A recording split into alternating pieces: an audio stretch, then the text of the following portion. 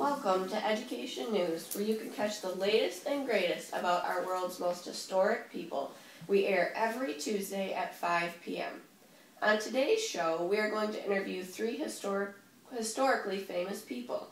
So let's begin with our first person. Would you like to introduce yourself? Hi, I'm Valerie Thomas. And Valerie, what day were you brought into this world? I was brought into this world in May of 1943 in Virginia. And what colleges did you attend? I attended Morgan State University in Baltimore, Maryland, where I received a degree in physics. I was the only African American person and one of two women in the class to pursue this degree. And what is one of your famous accomplishments? I attended a scientific seminar which changed my career focus.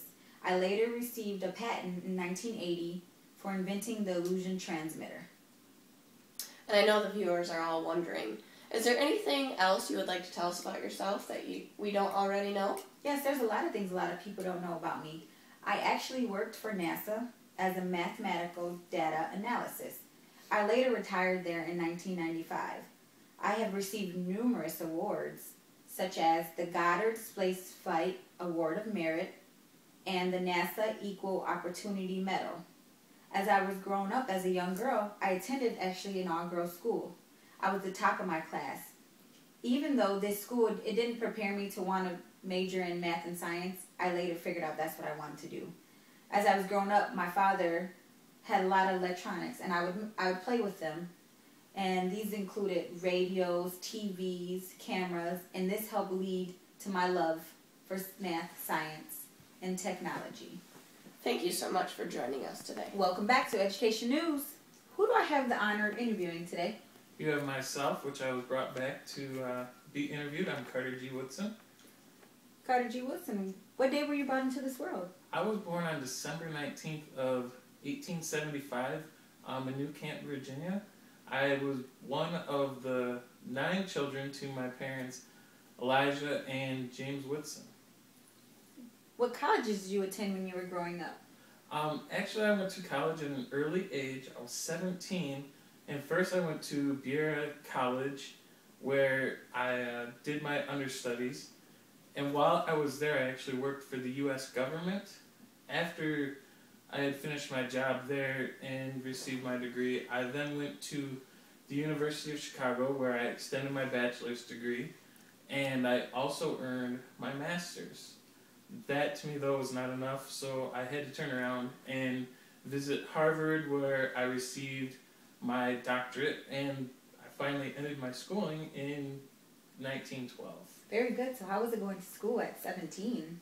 It was very nice. I can't say anything bad about it. It was a great feeling to know that I could go to college and make it that far along. Very good. What is your famous accomplishments?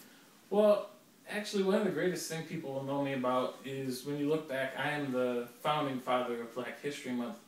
But it actually all began, I wanted to push for African Americans to be noticed more.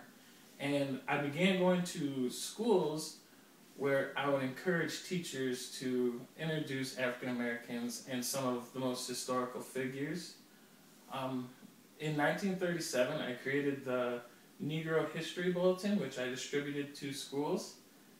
And I did so many more things along the way with that. I wrote books and even drew some magazine articles. And then I actually passed away in 1950. Thank you. Okay, welcome back, everybody. I have our next person. Who do I have the honor of interviewing? Ralph Nader. Ralph Nader, when were you brought into this world? February 27th, 1934 in Winstead, Connecticut. Can I cut in really quick? Yeah. Our last person, Carter G. Woodson, has passed away now. Are you still alive? I am still living today, Okay, yes. so we don't have a ghost. Okay, anyway, you can continue on. Continuing on, I was born in Winstead, Connecticut with a very stable home life. We had a very close-knit family with all my parents and my siblings, and I grew up in a very economically sound household also. Okay. Now, after you grew up and made it out of your house, did you happen to attend any colleges, any specific ones? I did. I actually went to Princeton University in 1955 for my undergraduate, and then I also attended Harvard Law, which I graduated from in 1958, and then I actually opened up my own law practice in Hartford, Connecticut. Oh, that's great. That is awesome. Do you have any accomplishments that we should know about you? What people know me the most for probably is my presidential runs. My first one was in 2000. I ran as a Green Party ticket. I was actually considered the spoiler in the election because some of the votes came back on my behalf, and Al Gore ended up losing the key state, Florida, by 537 votes.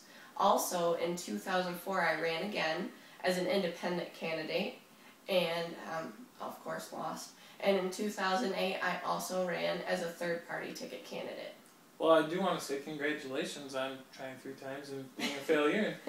Proud of you for that. Anything else? I am an author. I have wrote a few books. One of the books that I wrote was called Unsafe at Any Speed, and I wrote it in 1965, and it was concerning vehicle safety. One other thing I was very passionate about was putting together the Wholesome Meat Act in 1967, which put more federal standards for slaughterhouses. Awesome. Well, thank you so much for your interview, and I would like to thank everyone for joining us tonight on Evening Education, and please come back next week. Thank you.